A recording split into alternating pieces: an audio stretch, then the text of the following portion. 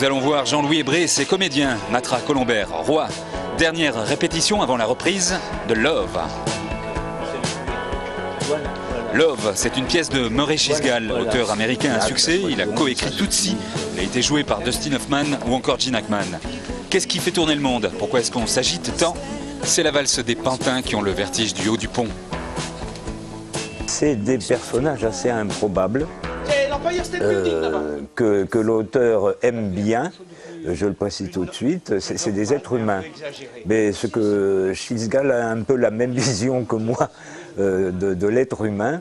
Pour lui, c'est quelqu'un de très sympa, mais c'est quand même un grand clown, c'est quand même un grand pantin. Demande-moi en quoi je crois, Milt. En quoi crois-tu, Harry? Je crois en rien, Milt. Alors, les trois pantins, c'est Harry, Milt et Hélène. Et c'est pourtant mon problème. Et crois-moi, il n'y a pas de solution. C'est Milt qui, se baladant là comme ça sur un pont, Milt, c'est le American Ways of Life, c'est le gars qui veut réussir, qui a réussi à la force des poignets, le fric, la réussite et tout. Et il a un rendez-vous, et sur un pont, il reconnaît un vieux copain qu'il n'a pas vu depuis 15 ans, qui est sur le point de se suicider. Harry! Harry, mon Dieu! Qu'est-ce qui se passe? Harry! Au secours, quelqu'un, au secours! Au secours, quelqu'un, au secours! Harry, parle-moi, réponds-moi! C'est comme ça que ça se passe. Alors lui, c'est le loser, marginal, gibier, tout indiqué pour la psychothérapie et tout. J'ai besoin de voir personne. Je sais très bien ce que j'ai. La volonté de vivre m'abandonne. Elle sort de mon corps et elle tombe par terre. Flotte. Et tout d'un coup, tu sais. Milt se dit, mais il a une idée géniale. D'abord, il empêche son copain qu'il reconnaît de se suicider. Et puis il dit, et si je lui refourguais ma femme? Parce qu'il est marié avec une espèce d'hystérique. Il se dit, ben, ça serait peut-être le plan du siècle de les brancher ensemble.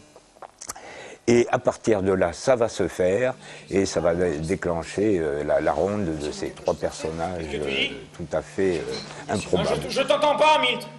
Parle plus lentement, je vais essayer de lire sur tes lèvres. C'est du vaudeville américain des 60s. J'avais monté il y a 4 ans Virginia Woolf d'Albi. C'est à peu près presque de la même année.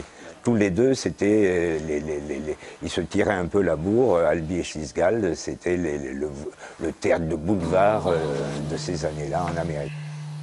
Dans ma manière de le mettre en scène, j'y prends dedans ce que je trouve d'éternel, d'universel dans l'homme, justement ce côté grand clown devant l'éternel.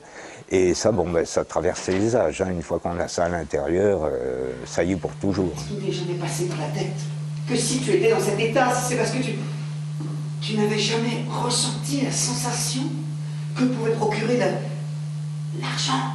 Si nous sommes des pantins, qui tirent les ficelles?